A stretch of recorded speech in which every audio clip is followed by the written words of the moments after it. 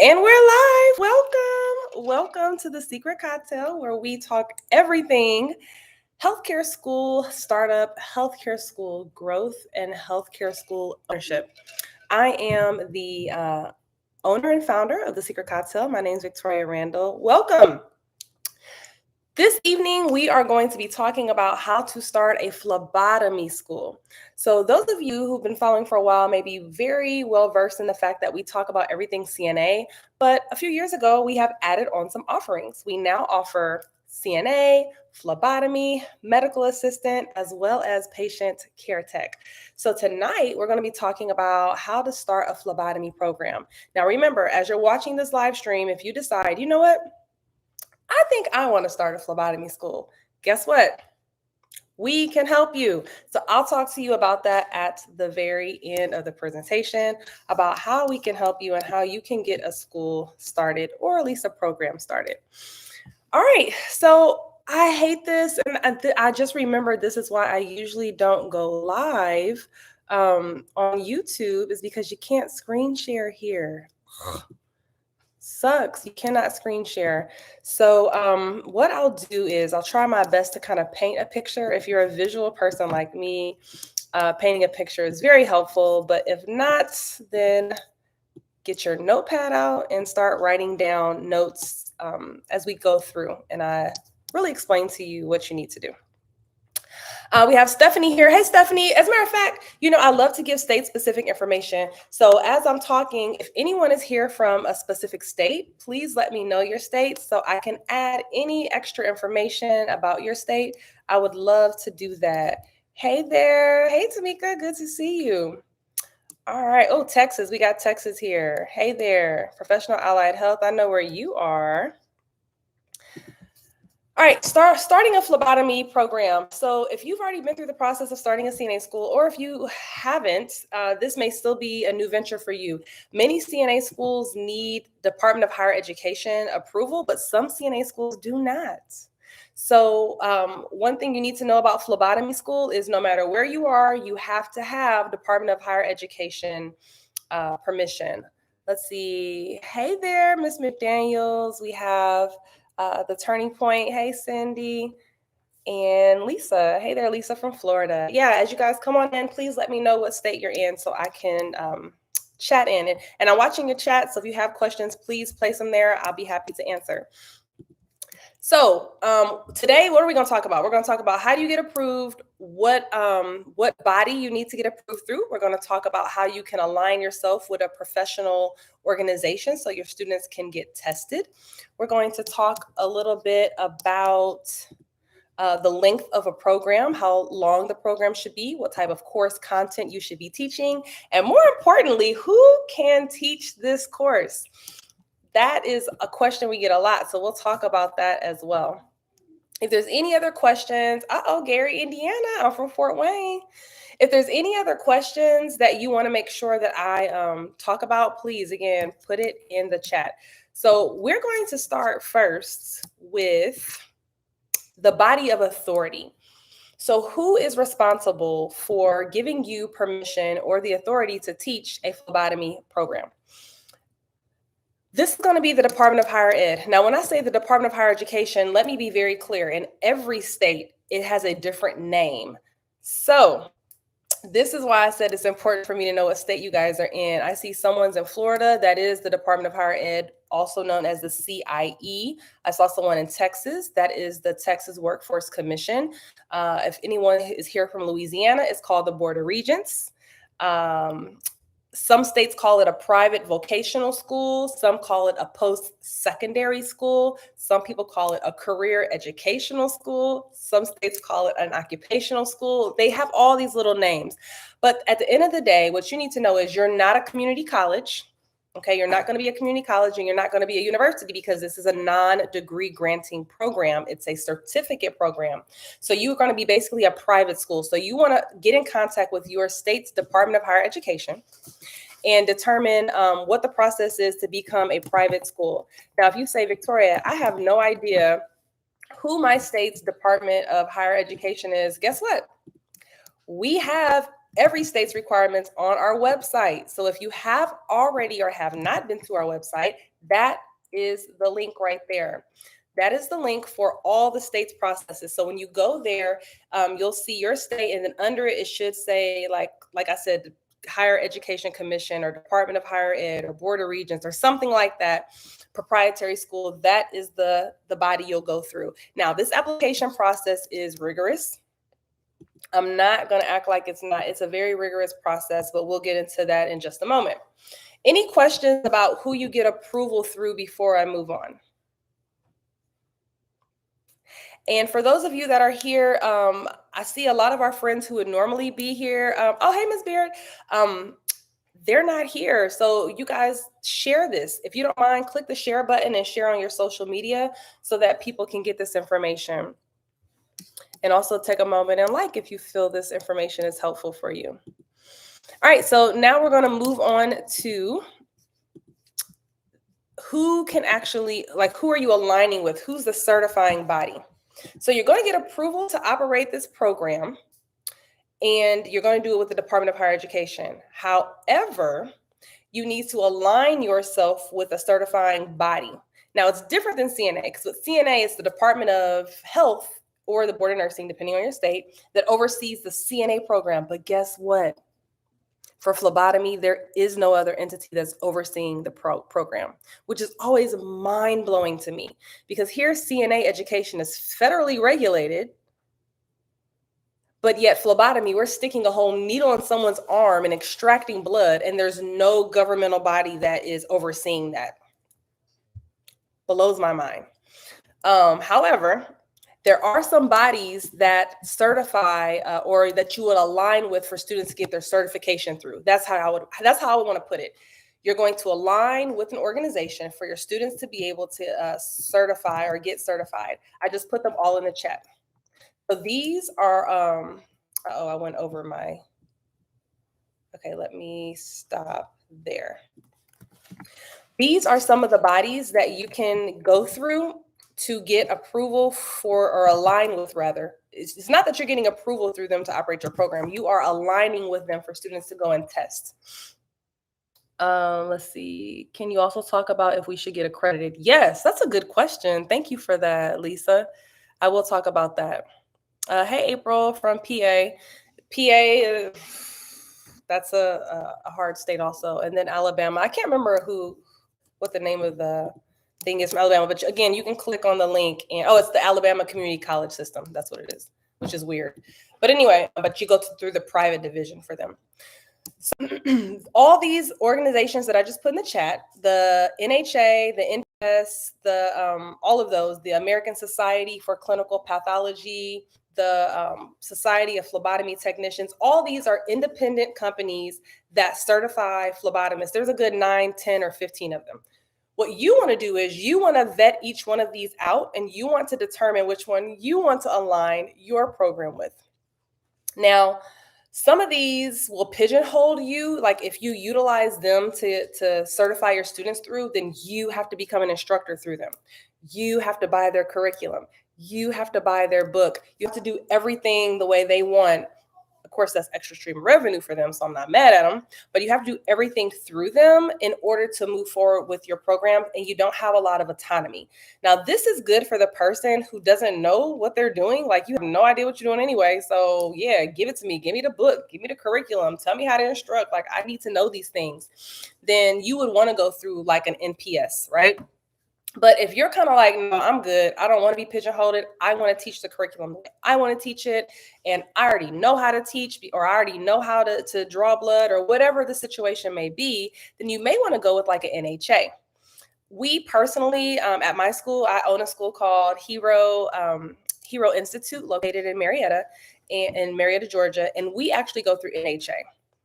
I like NHA because they are very strict on their standards about who can test. I really feel they're the gold standard in certifying bodies, and they don't pigeonhole you, so you don't have to do what they say in order for a student to take their test.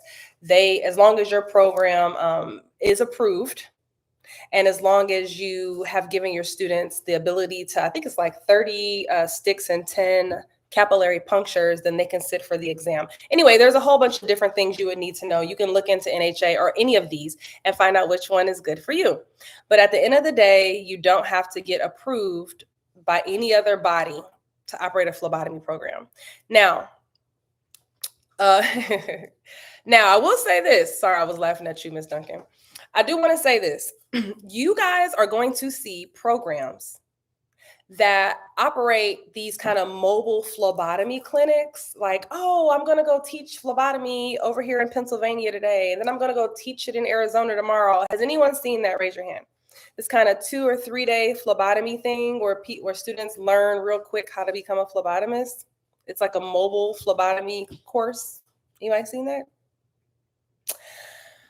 I'm going to tell you, I don't work with anybody who wants to do those. So if you are looking to do that type of program, I'm not the consultant for you. My company is not the consultant for you. There are people who are operating those type of programs, and 9 times out of 10, some of those are illegal. And I'm going to tell you why.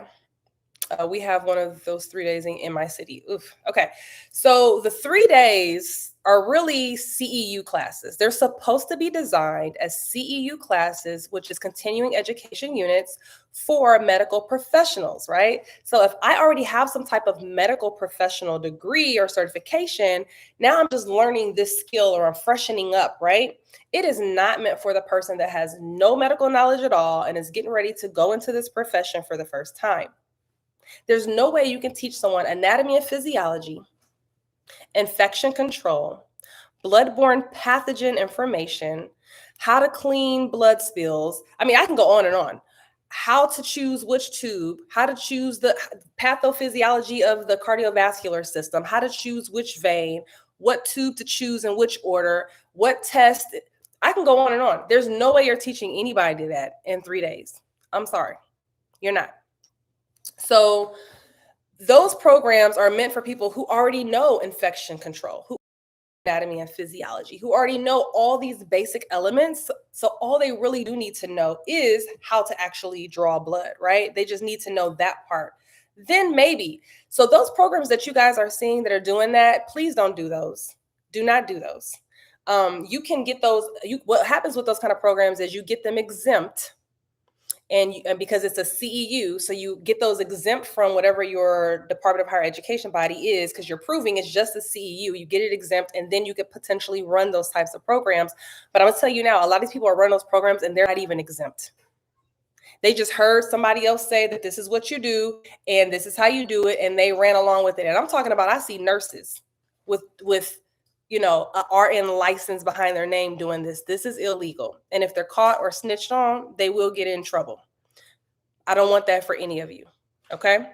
So great question, Ms. Duncan. What's the recommended weeks for a phlebotomy program? I'm going to get to that. What are your recommendations for total hours? Okay. Yeah. Your same question, Lisa. So yeah, I'll get into that.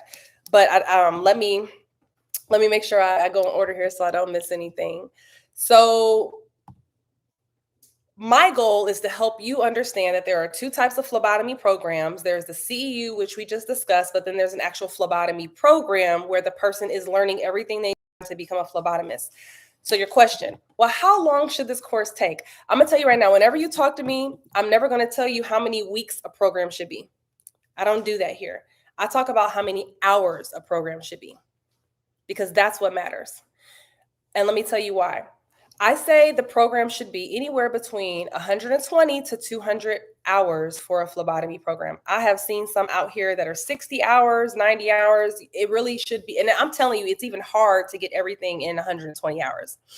The reason why I don't care how many weeks the program is because I could say, oh yeah, so my program is 11 weeks long, right? Well, that's because you only come to my class on Mondays and Tuesdays. You're only coming for 4 hours each day. Right. And so now because of that, it makes the program longer, the 120 hours longer. But if you come to her program, it's Monday through Friday from 9 to 10. Well, let's say from 9 to 5, which is, a good 8 hours. And so, yeah, now that course is probably 4 weeks. So I'm very careful when I talk about the length of the course. To me, it's not how many weeks it is. It's not, it's about how many actual hours the course is. I hope that makes sense. Does that make sense? There are only online classes accredited with NHA that people enroll in. Online self-paced classes, clinical skills you learn on the job. I'm not sure what you're talking about, future Doc Quinn. There are only online classes accredited with NHA that people enroll in and then do self-paced. So what it sounds to me like you're talking about is an apprenticeship. And even apprenticeships still have to get approved. Those are usually approved through the Department of Department of Labor. That's what it sounds like you're speaking in reference to. But yeah, that's a whole nother topic for a whole nother day, are the apprenticeships where people can learn and then go in and work and actually get paid and do the work like that. 120 hours means actual hours in the classroom. Yes, it does. It means actual hours in the classroom. And it also, and think about that. That means whenever they go on break or whenever they go on lunch, those are not included. So if you wanted an 8-hour day, you couldn't say 9 to 5. It would have to be 8 to 5 because we're pulling an hour out for breaks and for lunches. Really good question.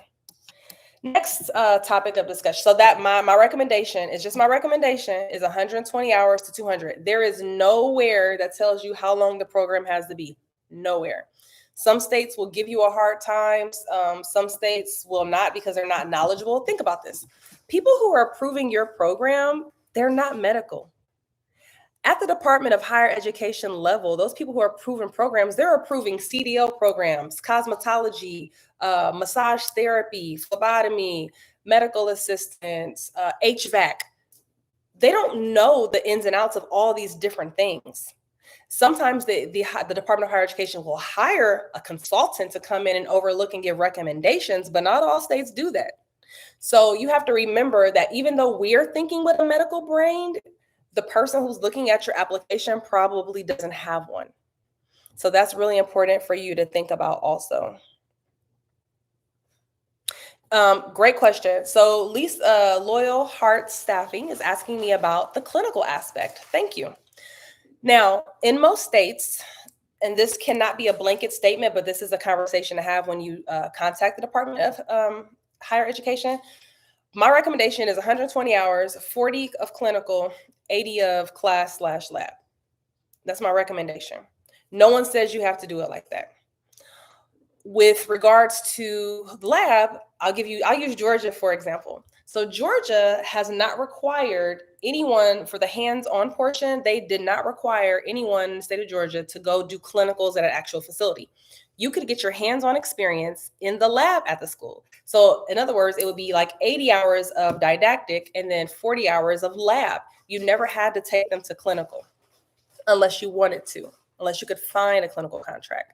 Just this year here in Georgia, we have Georgia NPEC. That's who our reviewer is. And I only know these things because I'm constantly submitting applications for people. So I just recently submitted a medical assistant program a couple months ago. And mind you, in the state of Georgia, I've at least gotten 10 to 15 phlebotomy and medical assistant programs approved. So I know the process. Just a few months ago, Georgia NPEC contacted me back and said, we no longer allow phlebotomy programs and medical assistant programs to get hands-on experience in the lab. The students have to go to clinical now.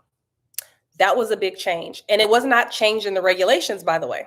It was just changed by the person who oversees it.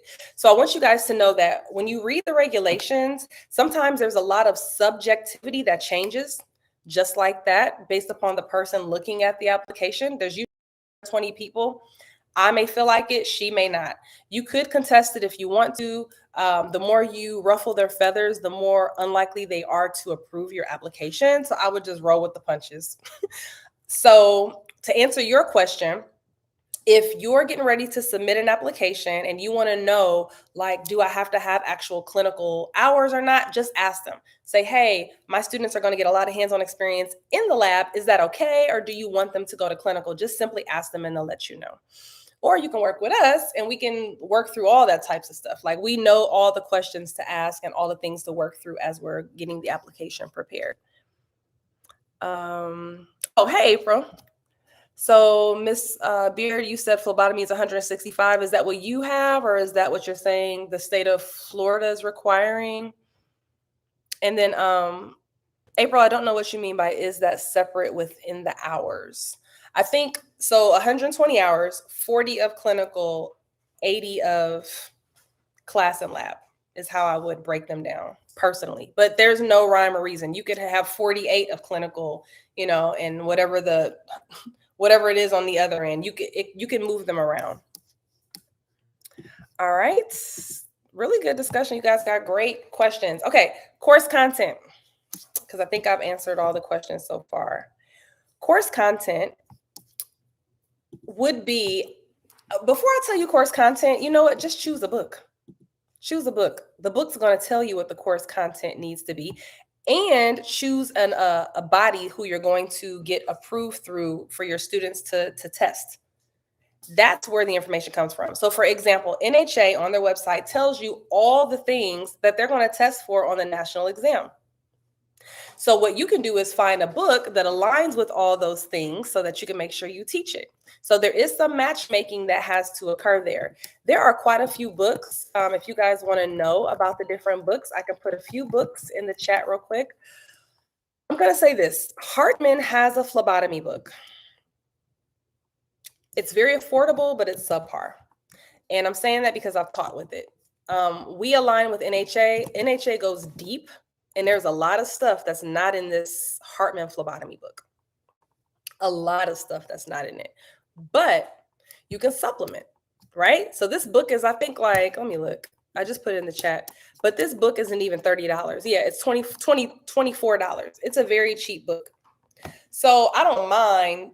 I could supplement, and we have supplemented and provided some supplemental materials to make sure, like handouts and stuff that we've created to make sure the student gets what they need so they're prepared for the NHA exam.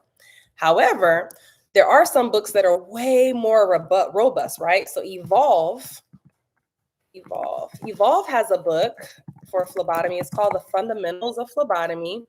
And this particular book has a lot, like it goes in depth.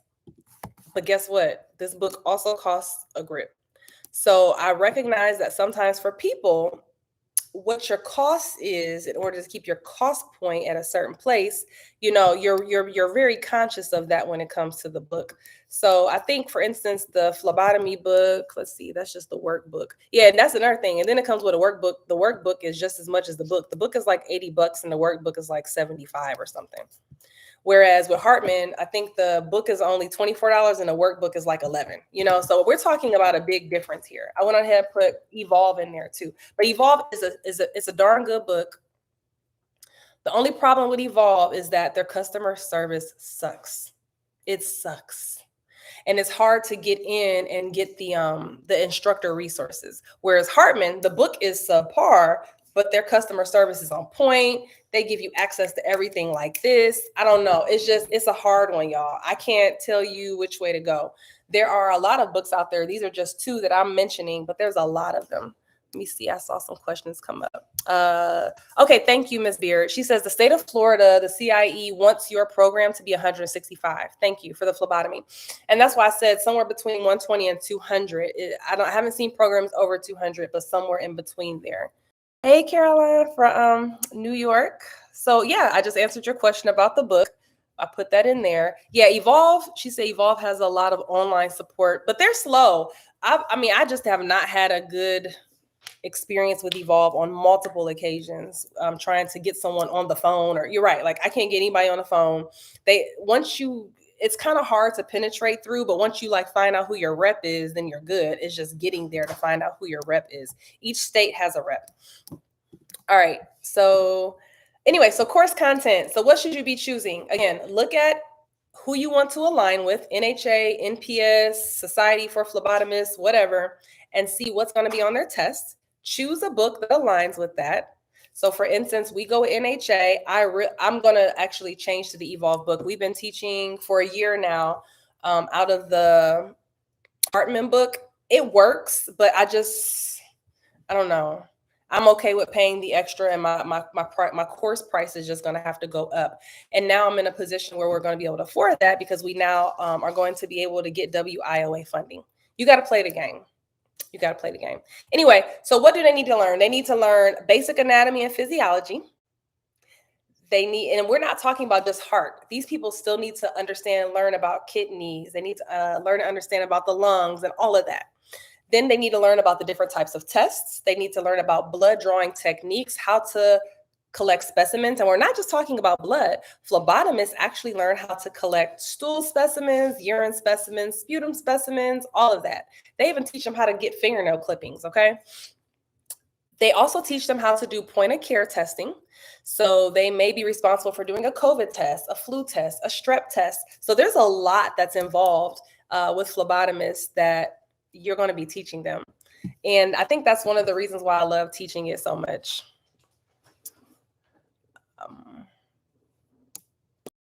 Yeah, once you're in, you're good. Thank you, Debbie. Yeah, that's usually how it is. Once you find out who your rep is, you're good. It's just getting there sometimes. But anyway, that's basically what's going to be taught for the phlebotomy course. Again, they're teaching capillary sticks. They're teaching veni puncture and all those other specimen collections. All right, so let's talk about the fun part. Everyone wants to know who can teach the program, right? Who can teach phlebotomists? I want to see in the chat. Tell me who y'all think can teach the phlebotomy program.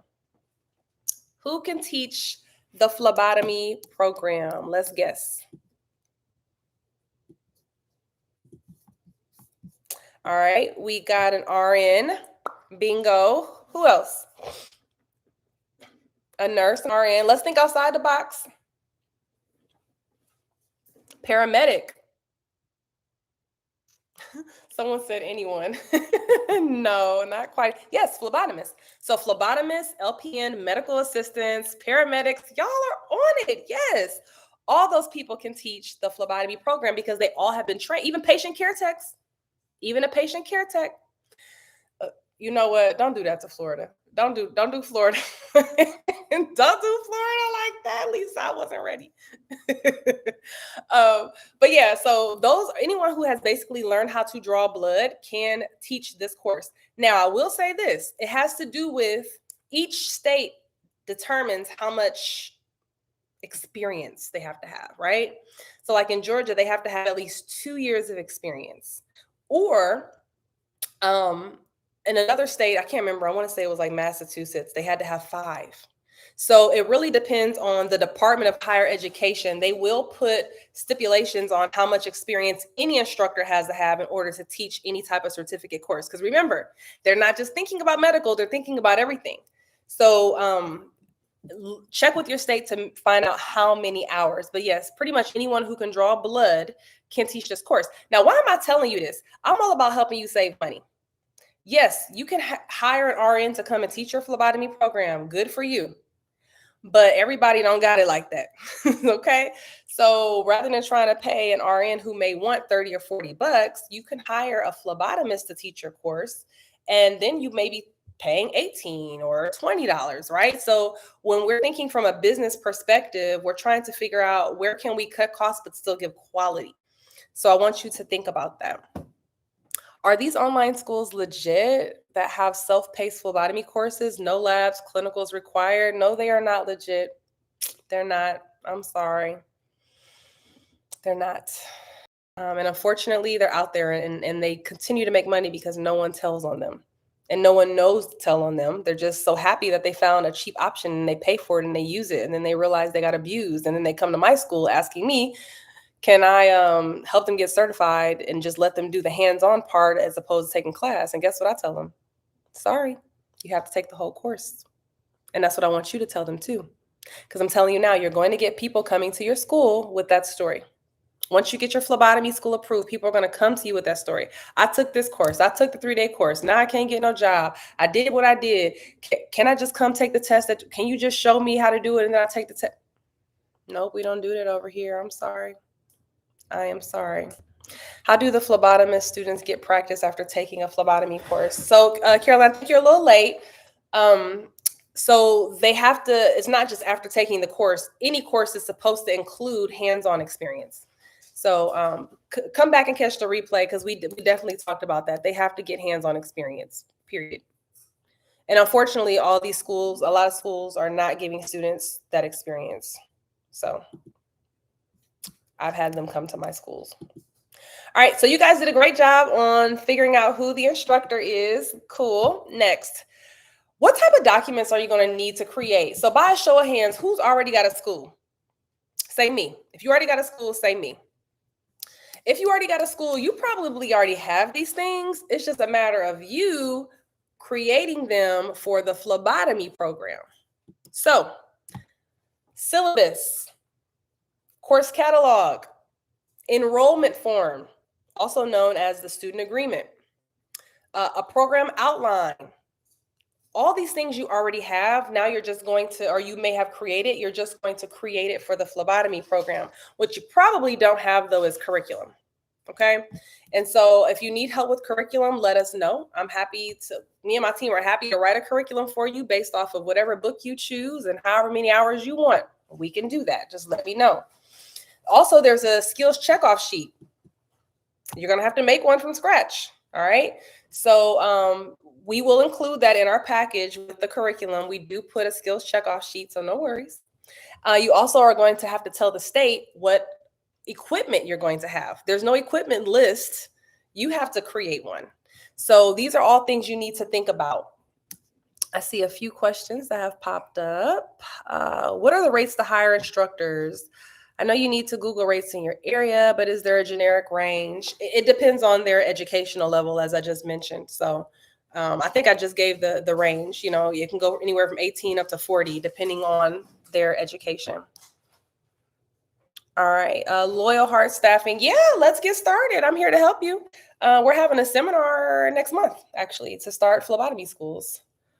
How do I partner with you and your team? Yep, same, Tara Jones. I'll put the link in the chat. But first, I want to finish educating you guys because I think it's important that whether you work with me or not, I want you to be educated on how to do this. A, to make sure it's what you want to do. And B, I always want to empower people to be able to do things on their own if they want to. I don't want you to feel like I'm just giving you a little bit and then you got to work with me. No, here's everything. And if you want to do it, go for it. More power to you. I'm rooting for you. If you want us to do it, I'm here to help too. So we do have a seminar coming up to start a phlebotomy school. It's next month. So I'll put that in the chat there. But I'll talk about that later. Okay. I saw another question come up.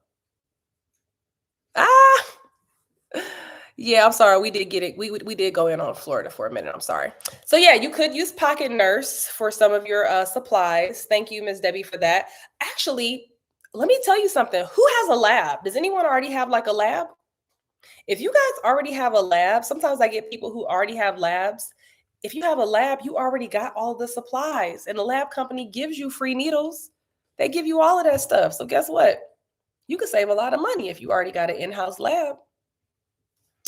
Yes, you can. Now, I wouldn't recommend using the tubes though from the lab. I would recommend getting expired tubes if you can, because those are you're just going to waste them, and that's not fair, you know. So I will try my best to get expired tubes. But yeah, that's something you can do. You already got a lab, then bam, you already got half of the supplies you need for your phlebotomy program. That's nice, right?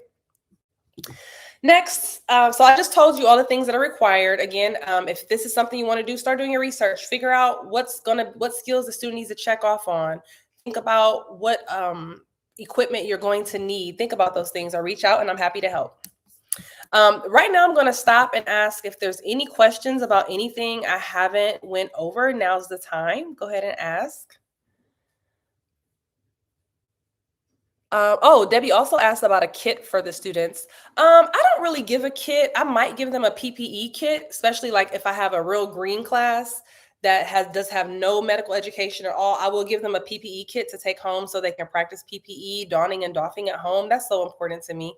And I feel like a lot of people miss that in phlebotomy because they're so quick to just teach them how to stick a needle in the arm, protecting themselves before they go in the room. Because think about this, phlebotomists are not like CNAs. They're not sitting with the patient all day. So they know that the patient's labs just came back and they're positive for C. diff, and the nurse just told them.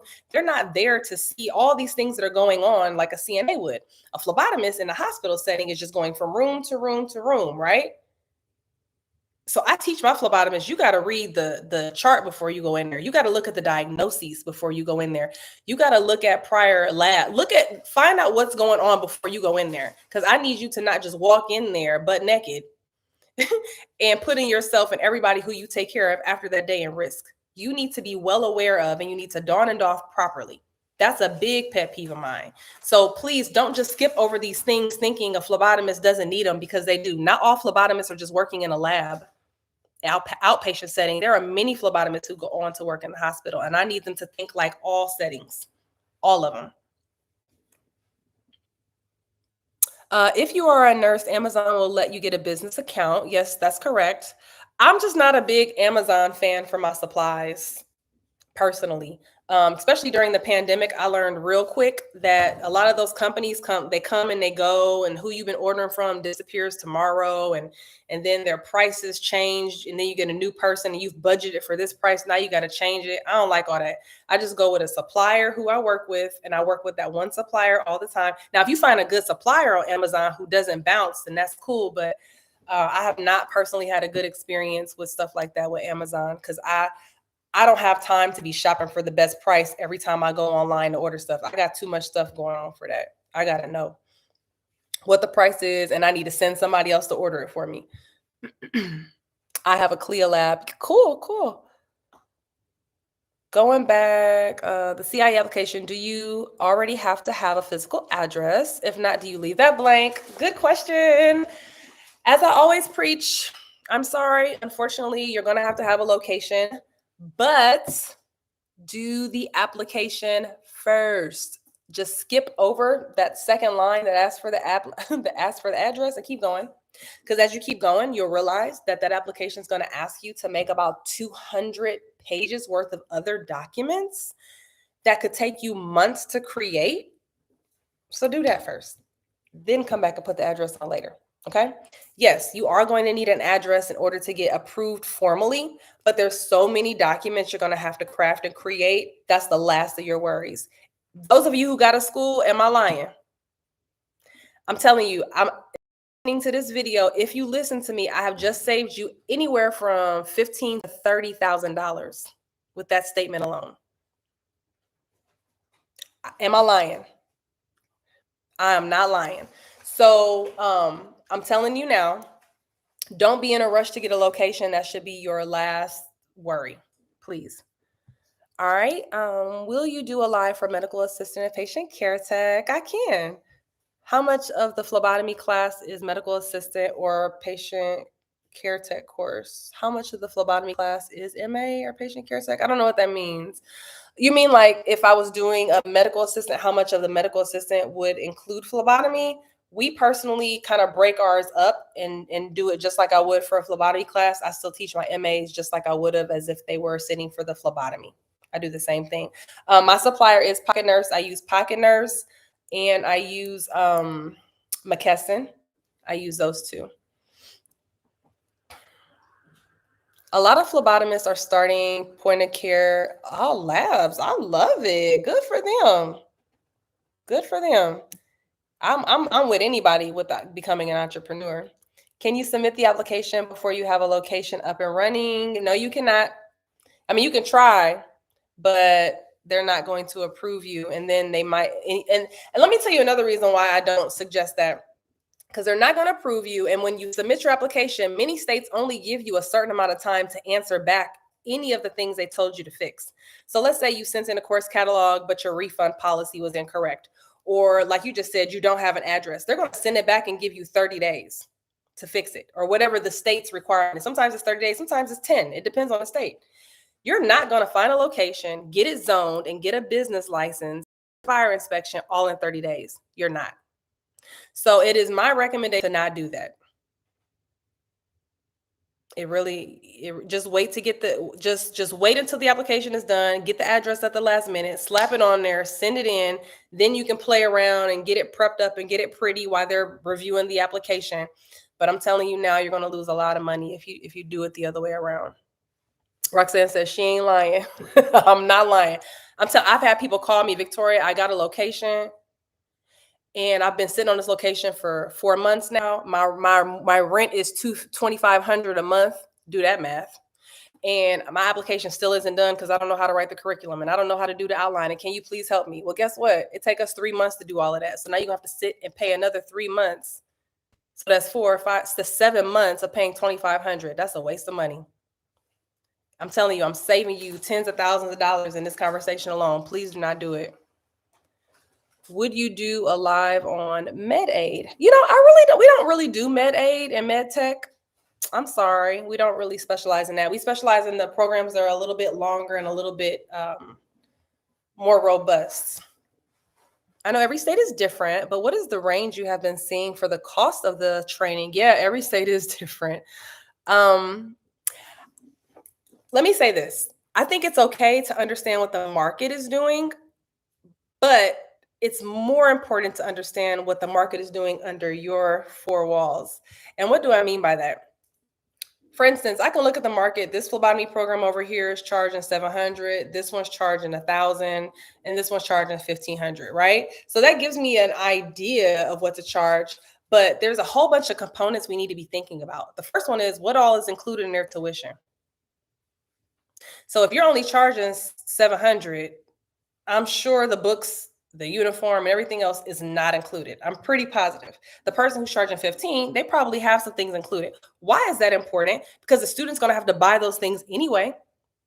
So it's important for me to know what the difference is from that aspect. Now, the second thing we need to be thinking about is what is their rent?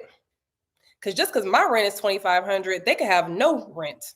Maybe that was a building that was handed down to them through the family, so they don't have to pay rent. Maybe their church gave them this building and they're running it out of that. I've seen a lot of stuff in my 5 years of consulting where people are able to get free rent, and I've seen people pay a pretty penny up to $5,000 a month for a space. I've seen it all. So best believe the person who got the free rent versus the person that's spending $5,000 for rent, their tuition prices are going to be very different. So we have to look at the entire package when we're thinking about how much should I charge. So that's my best answer for you, is to do a SWOT analysis, find out what other schools are charging in your area. That link I put in the chat for my website where you can go and find your state's requirements, I'll put it in again. That particular link, usually your state, the Department of Higher Ed, will show you all the approved schools in your area that teach whatever it is you want to teach. And that's how never Google. Google only gives you a small idea what's going on. You need to actually go to the state's website to see who is truly approved in your area. Once you do that, then you can call or look around and see how much they charge and then start doing your research from there. I hope that's helpful, Cindy. I'm sorry I don't always have like a specific answer on that stuff because there isn't one. There just isn't one. It's best to sit down and strategize independently and then compare yourself to what you see. So Ms. Beer said all inclusive is the way to go. I love that, and I agree. I definitely agree. You're going to be a little more expensive, but when students understand why, then that's best. Will you please make sure Tennessee is on the list? Tennessee's on the list. When you go to that link and you click Tennessee's there. The THEC is who looks over Tennessee. All right, so who really, really already knows for a fact, like, I'm going to start a phlebotomy school. I already know I am. This is what I'm going to do. Who knows that for sure, for sure? Can you help me open a school in California? I just need to know how to apply for the right things. Hey, Brian. So California is a different beast. I can help though, but California is a different beast in that you have to get approval through the BPPE, and that alone is like $5,000, and they look at your financials in order for you to get approval. Are you familiar with the BPPE, Brian? All right. So for those of you who said like, yeah, I already know, like I'm going to start a school and this is what I'm going to do. There's multiple ways I can help work with you to help you get the school up and going. If you already got a school, we can just add on the program. I'm happy to help. If you don't even have a school, then it would be my suggestion to think about one of our other services, like our phlebotomy seminar that's next month. So next month on September 17th, 18th, and 19th, so it's 3 days here in Atlanta, I'll be walking people through the process of opening up a phlebotomy school. So I highly recommend that if this is what you want to do, join me in Atlanta and let's get it done. The link is in the chat right there. The link will also tell you all the things that we'll pretty much go over and what we'll do, but I'm happy to go ahead and run through that now so you have a clear understanding of what to expect from the phlebotomy seminar. So the seminar is 3 days, and you have to bring a laptop. That's a no given, a brainer, because everything that you have to do for submission is paperwork that is on the computer. They don't let you fill out anything by hand anymore. Everything has to be written out. But anyway, all those things I said you have to have: clinical contract, student handbook, course catalog, outline, curriculum, operational forms, syllabus, all of those things we will be creating at my seminar. So you can get it done in 3 days. Otherwise, the application process can be very time consuming. So, you might ask yourself, okay, like, who is this for? Like, is this for me? The seminars are for people who like to get things done, or maybe you're trying to get things done in an accelerated format. You want somebody right there holding your hand and walking you through the entire process. And maybe you do better in like a one-on-one, face-to-face, rather, a face-to-face setting. If that's you, then go for it. I think the seminar would be I don't care what state you're in. Somebody said Texas can come. This seminar is open to anyone, no matter your state. It is only in person. It is not online. Only in person. We have an online option, but that's our mentorship program, where you kind of just jump in and do it when you're ready and when you have time. And you might meet with me like, a week here, a day over here. You just jump around. A lot of people who are in my mentorship program, they get their applications done over about a course of 6 months because they're working full time and they have a lot of things going on. So I do mentor people through the process. But if you're more of trying to just get it done and you're not really good being self-motivated, because you got to be very self-motivated to do the mentorship program. Because I'm not on your tail like, hey, you need book a call, let's get it done. You have to tell me when you're ready. Like, hey, I'm off Friday, let's meet, right? I'm off Monday, let's meet. And they're virtual settings. So it really depends on your life and what you're going to be doing. Will this be beneficial if you're taking a start up of a CNA school mentorship program? What state? Remind me what state you're in again, Loyal Hearts? I forgot. Some of us have no choice. Yeah, PA. Oh, PA. Yeah. So PA, New York. Some of those, I can help, but it's gonna take more. It's gonna take more than a seminar to get you through the process. I just know how they get down over there. Some of those those East Coast states, it's rough. It's really, really rough. Yeah. But anyway, I'm sorry to say that. I would say the mentorship program is best though. We just got a CNA program approved at a nursing home actually on PA. So I've done it before. I know how to do it. It's just not the easiest. Any other questions for me? Because we've been on here for almost an hour. Any questions I didn't answer, or if you jumped in late, now would be the time.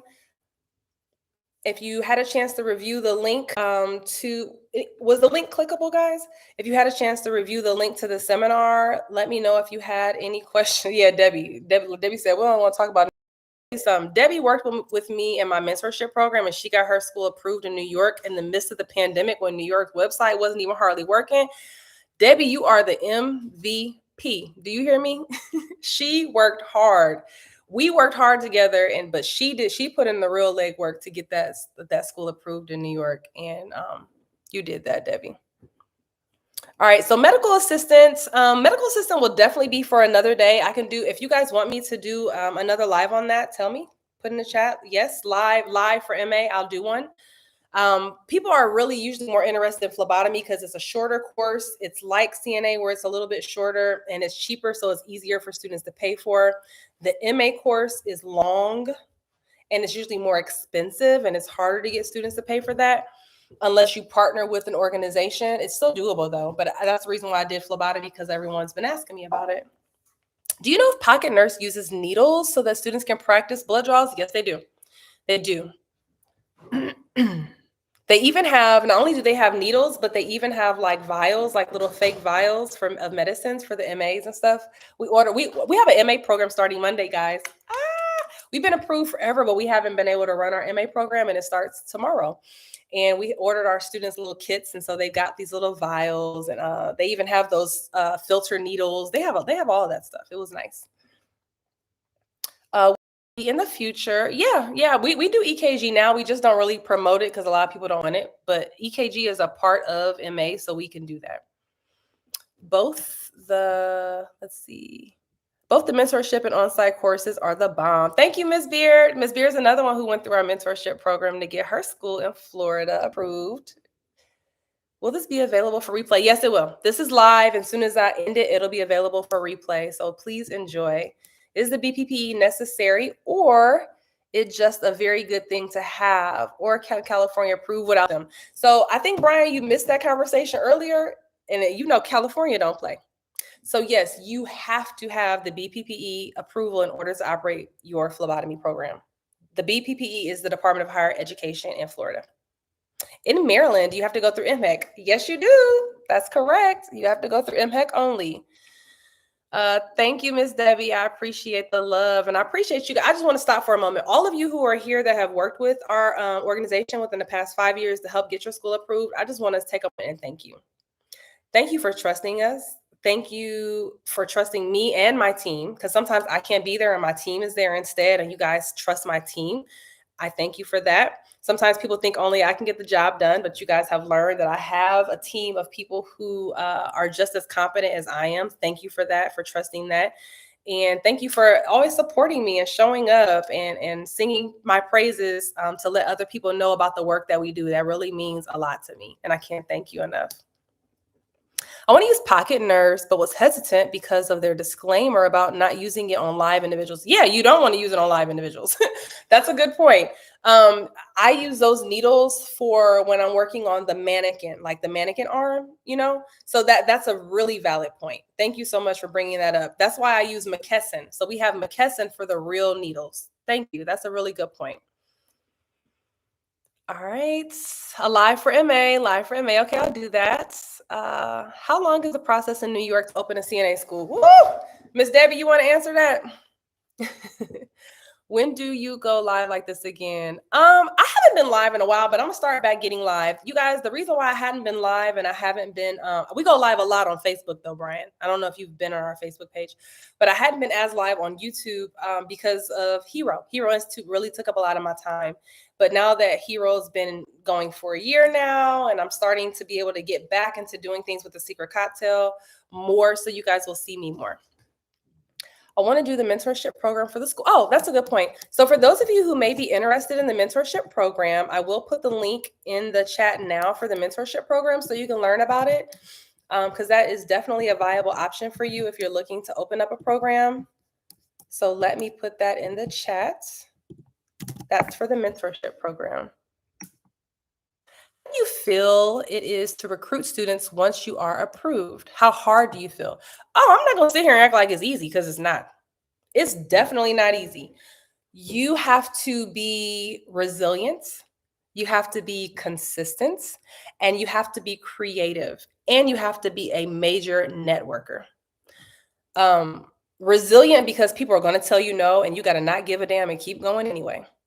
Okay? So you have to be resilient. You can't let get you down. You have to be consistent because people only listen to people who are consistent. Okay? You have to be consistent. If you're not consistent in your actions and in your words, people won't take you seriously. You have to be able to be not fearful to put yourself out there. And remember, I said networking. Networking is key. So finding out who are the nonprofits in your area, who are the workforce development organizations in your area, who are the key people making decisions within those organizations, where are they at? How can I be where they are? How can I talk to them? And when I talk to them, I'm not just talking to them about what I want from them. I'm trying to learn what they need and seeing how I can help them so they can in turn help me, right? So it's a full-time job, y'all. So people who open schools and they think like, oh, I'm just going to work full time and I'm going to give my school PRN love, you're going to get a PRN check, period. I'm not saying don't work, you work, but just maybe put yourself in a position where you can give your school a little more than PRN, okay? You got to give it more than PR because you got to get out, you got to get the feet on the pavement and you got to get out in them streets. Social media is huge too. You got to get TikTok is really booming right now. We had 2 students enroll Friday from TikTok. So TikTok really is booming. We get a lot of referrals from TikTok. Can you approve schools in Massachusetts? Yes, we can. We've worked in Massachusetts before. Happy to help there. Still working to get a school started, but I'm building my building now. Ooh! Yes, for the building. Congratulations. I love that. Thank you for being there with what we need. Oh, you're welcome, Karen. Thank you. Okay, so Miss Debbie says it's going to at least take you a year. At least. And that's with paperwork and after submitting the paperwork for the state to approve, because the state is very slow on reviewing your paperwork in New York. Can you add more programs once you're established? A CNA school. So Carolyn, this is a really great question. And I think everyone should listen to this. If you guys are still here and still with me, please listen to this. Depending on your state, and Carolyn, I can't remember what state you're in, some states do not require the Department of Higher Education for approval. Okay, they don't. So if they don't, I'm sorry, I got to get to where you guys can see me. There's the bad light source. There we go. Woo! If you're in a place where the Department of Higher Education was not required for approval, then yes, you are going to have to get approval from the Department of Higher Ed in order to have other programs. See, in some states, you just need the Department of Health or the Board of Nursing to get your CNA school approved. And in those cases, you cannot add another school, another program. I'm sorry, you can't add another program. The only way you can add another program is if you have Department of Higher Education approval. I hope I'm saying that in a way that makes sense to you. Let me know if it doesn't. But Department of Higher Education approval gives you the license to operate a technical/vocational school in your state, and you can put any certificate program you want to put in there. So I don't care if it's HVAC, cosmetology, massage therapy, CDL, you can put it in your school, guys. So think big. It doesn't always have to be what you can teach. It can be who's in your network and what can they teach and what can they bring to your school, right? So you can say, hey, you do CDL and you want to have a CDL program, why don't you teach it at my school, right? Pay me a stipend and use my license and teach this program. You got to think outside the box, guys. I hope that answered your question, though. Miss Carter says, yes, it is a full-time job. Yes, it can. I'm paying close to $300 for 50 count butterfly needles. Woo! I'm not able to get them through McKesson. Are their prices comparable, and do you order directly from them or through a pharmacy? Okay, yeah, your pet, that's high. What kind of needle? Butterfly needles are expensive, though. I ain't gonna lie. Butterfly needles are expensive. But remember I told you guys I have a lab.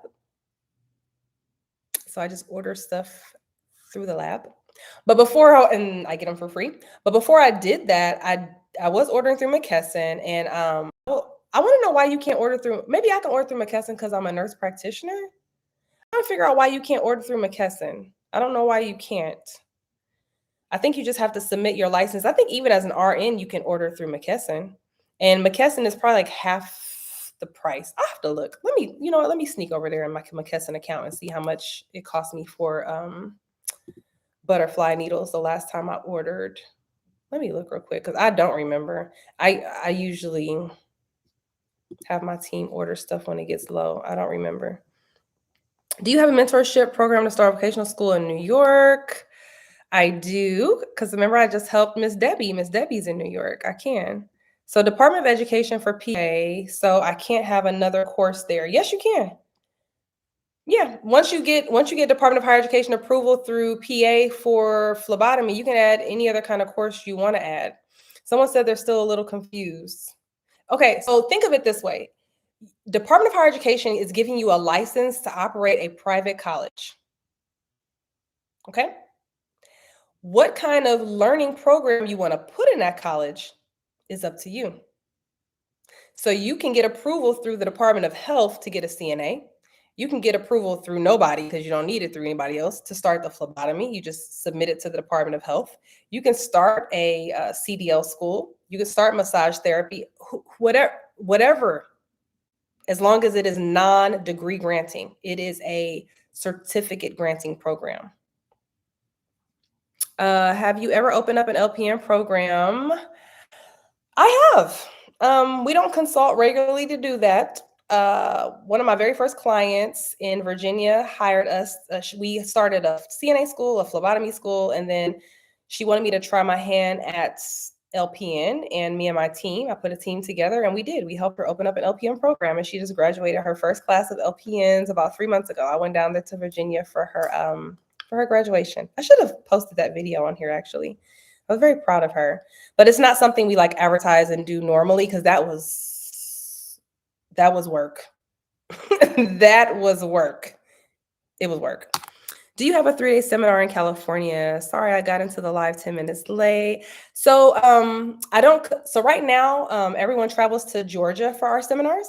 So if you want us to help you, we could do a 3-day seminar. You would just have to travel to Georgia for it. I have a JMB learning portal and NHA portal for phlebotomy. Okay, I haven't heard of JMB learning. What is that? Educate us. But yeah, I do NHA for our phlebotomy also. Can never to an actual person from McKesson. Really? I was on the phone with them yesterday because I needed a medication account because I'm getting ready to see patients in my clinic. And I got them on the phone. Let me give you the number. I got somebody on the phone through this number just the other day from McKesson. Let me show you. They answered the phone right away and got me to the right person too. So this is the number I would call for McKesson. They have a help desk, and then here, I'm gonna give you the medical professionals number. That's the medical professionals number rather than the help desk. That's for McKesson. How difficult in Florida to start a phlebotomy program? Ms. Beard, it's not easy to start a school in Florida, but I don't know any state that is easy. So it's just, it's a process you have to go through. You would need a CLIA license. Okay, maybe that's what it is. Maybe I do have a CLIA license, and that's how I'm ordering through McKesson because I do have a CLIA license. So maybe you're right. I set it up so long ago, I can't remember. Off topic, which LMS do you use? I use Class 365, Class E365 for our LMS. Because it also does enrollment too. And I just liked it. I like the one-stop shop of it all. What kind of insurance do I need to cover me when I start a phlebotomy school? Yes, Brian, come with the good questions. I like that. Okay, so you need professional liability and general liability. Your professional liability is to cover your instructors.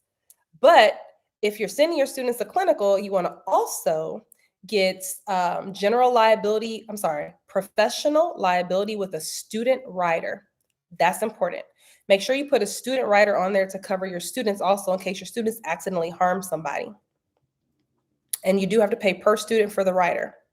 So you should estimate how many students you're going to have in the first year to let them know in order for them to give you an accurate cost. If you don't know how many students you're going to have in the first year, or you don't know how to accurately convey that or figure that out, then we need to talk.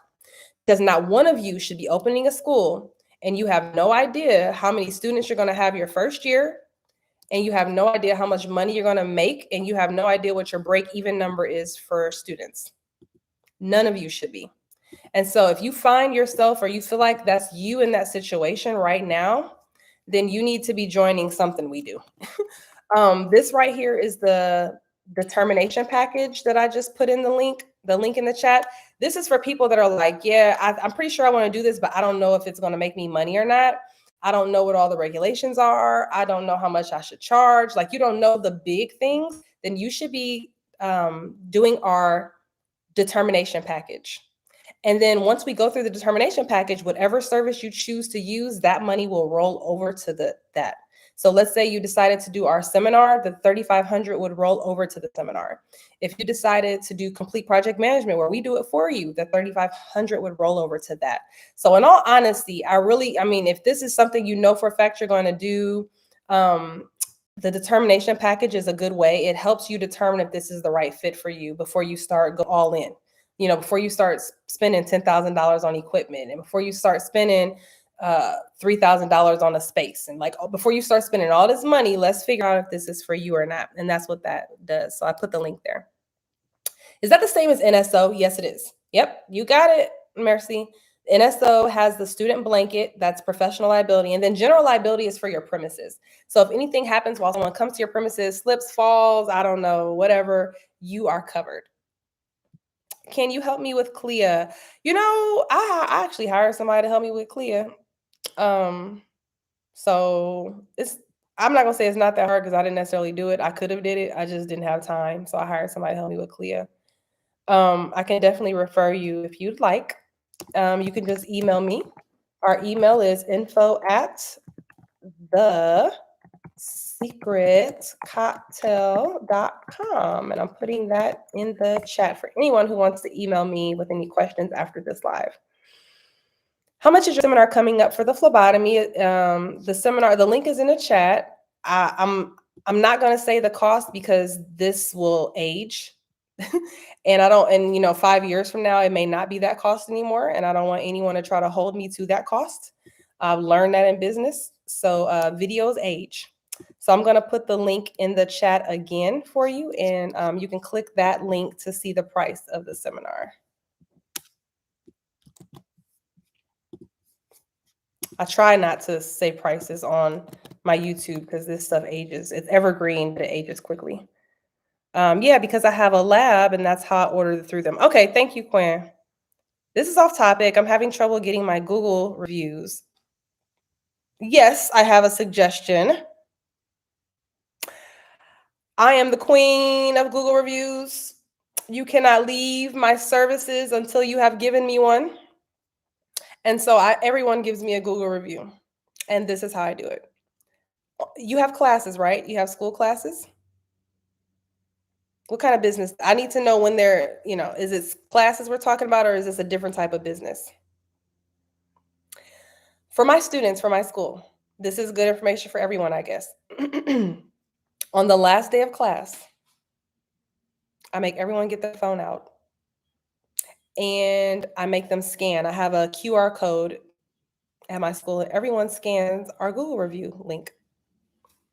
And I tell them, everyone, take a moment now and let everyone know about the awesome experience you experience here at Hero Institute. Go ahead. I'm going to give you guys 5 minutes and then we'll finish up. And they do it right then and there. That's the number one way. You're not leaving my site till you give me a Google review. I don't care. And if you want to give me 4 stars or 3 stars, let's talk about it. Why? What happened? What'd I do? Let me fix it. But they're giving it to me on the spot. People mean well and they want to give you one later, but they just forget. You email them the link, they don't do it, and that's okay. I'm not mad at that. It's just life. People get busy. So while you're not busy and you're sitting in my class, you're going to do it. That's what I do. What y'all think about that? Anybody else do that? What are the building requirements for the phlebotomy school? Must have. There is no requirements. It really depends on the state on what the requirements are for your space. I'll give you an example, and I'm just thinking this off the top of my head because someone mentioned MHEC, and I know MHEC well. MHEC wants you to have, that's Maryland, wants you to have 18 square feet per student you plan on having at your school. That's the only building requirement. So it's state specific. I can't think of one for the BPPE, but it's been a while. So my recommendation is to reach out to the state and say, hey, I'm looking to open up this particular type of program. Is there any rules and regulations I need to know about the space before I get it? Very good question, Brian. Very good question. All right. The CLIA app is easy. Well, for me, it was. I'm sure. No, it is. It is easy. Again, I think it was like just a few pages. I looked it up and I was like, it's some of these things on here I don't know the answer to, and I don't feel like researching. And I got 2 businesses I'm running, and I'm starting a clinic. Somebody else do it. That's what happened there. If New York process is so long, does it make sense to obtain a physical location before the application? Carlene, where you been? Now I'm about to get on you. You've been real late. Because I've said every video. Are you new to my channel? Maybe you're new to my channel. So every time I go on here, that's the first thing I say is do not get a location. I tell everybody that. Do not, and it's a whole spill. So I'm going to ask you to come back and watch this video because I gave a whole 10-minute talk on why and how to save money because that's big. And a lot of people think that. I do that, but the reviews are still not showing. Why are they not showing? I would investigate that. I think that's a problem then. Maybe you didn't activate your Google account properly. You do have to activate it. They send you a code either on your phone or they send it in the mail, and you have to go online and activate it. If you don't activate it, then that could be why. Ms. Debbie says, because of you, Ms. Victoria, I got those students to do reviews on the last day of class, and while they were still happy, right? While it's still fresh in their brain, like they're excited and they're going to give you the bomb review. I don't want anybody give me no review talking about go to this school. It was good, and then hit send. No, I need you to be like, go to this school. The teachers were awesome. They were so helpful. The clinical experience was A1. I got to do this. I got to see this. I got to do that. I need them to go in on the reviews. And they're going to go in on the reviews when it's still fresh. You're so right, Ms. Deb, when they're so fresh. Yeah, no, Brian got the good questions. I'm loving it. I'm loving it. Any other questions? All right, well, I'm going to get going. I want to thank you guys so much for joining me. And for those of you who joined late, I'm so sorry. I would love to go back into these things, but we've already been on for an hour and 10 minutes. So please forgive me, but I would love for you to come back and finish watching the video. I'm very detailed about everything that I talk about, so it's there. You are welcome, Carlene. Thank you. Brian, got one more question. What are your recommendations to supply books for my phlebotomy school in California? Should I do books in class to books they can keep? You got the good questions, and I can't help but answer them. Great course, and you get information. Thank you. You're welcome. Okay, let me answer Brian's question, and then I promise I'm out of here. So, yes, Brian, you could buy 30 books or 20 books, however many seats you got in your class. And you could tell students, hey, here's your book for this semester. And at the end of the semester, you got to give it back, right? So as a consultant, let me stop and say this. This is actually a consult that I'm giving right now, by the way, Byron. This is a consult. My job as a consultant is to tell you your options and then the pros and cons of each of those options and allow you to make a decision from there. So when people ask me questions, I can't just say yes or no. I just have to do that because that's my job, is to educate and then allow you to make the executive decision. So again, forgive me if I'm long-winded, but with ordering books, yes, you can order 15 books for 15 students and swap them out each class. It's going to save you hella money. And it's definitely, that's probably the biggest pro to that. It's going to save you a lot of money. The con to that is the following. A lot of people are really weirded out right now by sharing and swapping books after COVID. Okay, for infectious purposes. People lick pages and turn them and all kinds of disgusting stuff. Also, people like to highlight in their book, right? So if I come to your school and I get a book that's all highlighted in, I'm pissed. And another problem is that if I want to study before it's time for me to take my national exam, you've taken the book from me. So now I don't have anything to study from. So those are the cons. So when I think about the pros versus the cons, to me in my school, the cons, I don't want to do that. Saving money is not that serious to me. I'll just go up on my tuition, right? Or whatever I need to do. I never do anything to save $1 that's going to I feel would potentially put my students at a disadvantage. So that's my decision. You can make yours. There is a third option, and that option is to rent books, right? So you can say, hey, student, everyone gets a book. It's your book to keep. I'm sorry, not rent, buy back. Everyone gets a book to keep, but if you don't write in your book and it looks brand new and it looks great when you're all done, I'll buy it back for half the cost, right? So maybe the book costs you 80 and you tell student, I'll buy it back for, I don't know, 30 bucks, right?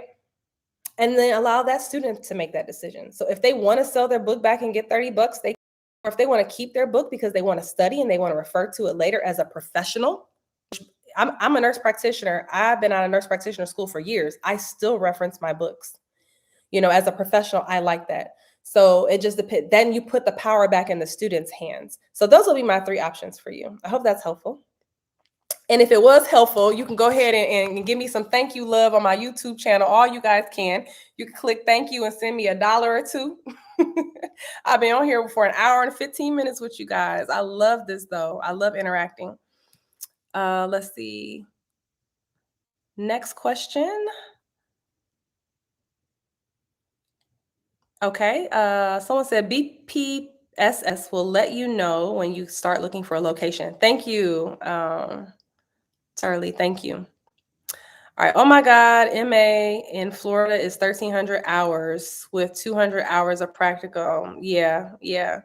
That's longer than most, but I expect that from Florida. Florida's about to crack down a lot, y'all, by the way. They just released a whole bunch of new regulations after all that stuff happened. They about to start cracking down on some stuff. They said y'all ain't finna be making fun of them. Thank you. I'll be working with you somehow because I'm a very good teacher. So I know this is perfect for me.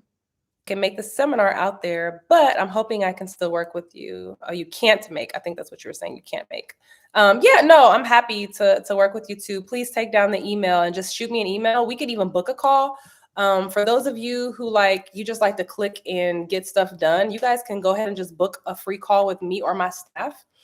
We do free 15-minute calls, and the link is right here for you to just book that call, and you can ask questions. Now, they're not state-specific questions. If you want some state-specific information, you'll have to book a call so we can prep for that call. But the 15-minute calls are free, and you can just ask us anything. So that's the link there if you want to ask anything. If you have a staffing agency, can you ensure job security for your students? You never want to ensure job security for your students when they go through your program. You never want to say that. So I would be careful to never offer that. Multitude of reasons. Number one, you might not like them. They might come to your class and they late every day and they doing all types of ignorant stuff, or they rude or whatever, right? I don't want to hire that person. So I'm not going to promise anybody job security or a job placement after they go through my program, period. Also, at the Department of Higher Education level, they're going to tell you you can't do that anyway, because you can't promise a student anything after they leave you. So only thing we can say is we'll try our best and we'll help you get placement, but we can't promise them that. And I wouldn't for my own benefit as an owner, right? You can offer a job interview. I might not even want to interview you if you was acting stupid in my class. I'm sorry. I done seen some stuff, so you ain't finna waste my time in no job interview, and I already know I ain't gonna hire you. All right, y'all, I'm out of here. Thank you so much. This was awesome. I love connecting with you guys. Thank you so much for joining me.